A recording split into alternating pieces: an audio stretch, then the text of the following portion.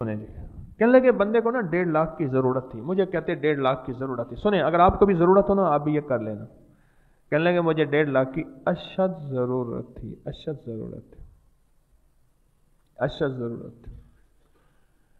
تو اور کہتے ہیں اگر یہ رقم نہ ملی تو میرے حالات بہت خراب ہو جائیں گے، وعدہ خلافی بھی ہوگی اور میری کچھ چیزیں ضبط بھی ہو جائیں گی، یہ بھی ہو جائے گا. یہ خوف تھا مجھے.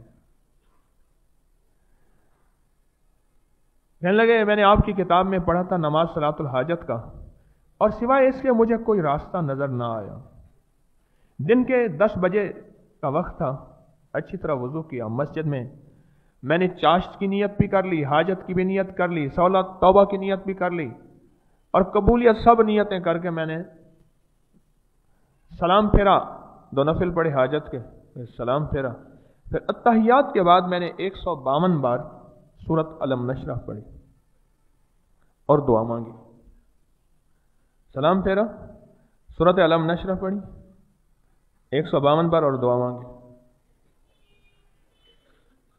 میں بیٹھا اللہ کے روبرو اور اللہ سے مانگ رہا تھا کہ اللہ اگر تو نے مجھے ابھی نہ دیے نا میں مر جاؤں گا، اللہ میری ضرورتیں پوری کر دے، اللہ میرے مسئلے حل کر دے، اللہ میری مشکل دور کر دے. یہ اللہ سے مانگنا ہے، یہ مانگنا، یہ اللہ سے مانگنا ہے. یہ ساری کی ساری میں آپ کو توحید بتا رہا ہوں. ففروا الی اللہ، دوڑ اللہ کی طرف لگاؤ. یہ ساری وہی بتا رہا ہوں، یہ اللہ سے مانگ رہا ہوں. اب آگے سنیں. تقریباً کوئی تھوڑی دیر ہی نہ گزری ہوگی، میری بیوی کی آواز آئی کہ ہمارے پاس 1.5 لاکھ ہو گیا ہے انتظام، اور اللہ کا شکر ہے رقم کا انتظار ہو گیا ہے، اب آ جائے.